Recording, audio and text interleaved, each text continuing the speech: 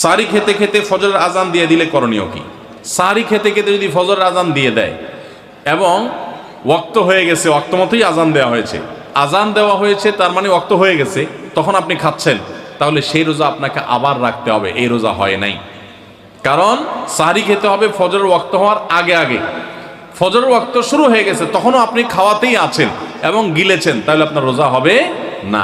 যদি এমন হয় যে ওয়াক্ত হচ্ছে তার আগ মুহূর্তে খেয়েছেন, এখন মুখে খাবার আছে, খান নাই, নিয়েছেন খাওয়ার জন্য, বাকি ওয়াক্ত হয়েছে বা আজান হয়েছে দেখে আপনি ফেলে দিয়েছেন, তাহলে রোজা হতে পারে।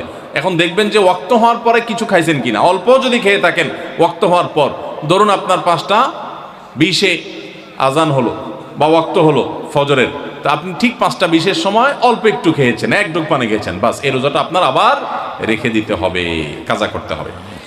আমরা অনেকে যদি সাহরি খাইতে না পারি তাহলে আর ওই দিন রোজা রাখি না। অনেক লোক আছে বলে যে আজকে সাহরি খাইতে পারি না, এই জন্য রোজা রাখি না। তো সাহরি না খাইতে পারলে রোজা রাখবেন না কেন? সাহরি খাওয়াটা সুন্নত আর রোজা রাখাটা ফরজ। আপনার সুন্নত ছুটে গেছে, কোনো অসুবিধা নেই, সাহরি না খেলে রোজার কোনো অসুবিধা নাই। সাহরি খাওয়াটা উত্তম। নবী সাল্লাল্লাহু আলাইহি ওয়াসাল্লাম বলেছেন তাসাহহারু ফাইন্না ফিস সাহুরি বারাকা, তোমরা রাতের শেষ বেলার খানাটা, সাহরির খানাটা খাবা, এটাতে বরকত আছে, কল্যাণ আছে। দুপুরের খানায় বরকতের কোনো ঘোষণা নাই, অন্য কোনো খানায় বরকতের কোনো ঘোষণা নাই, কিন্তু সাহরির খানাতে বরকতের ঘোষণা আছে।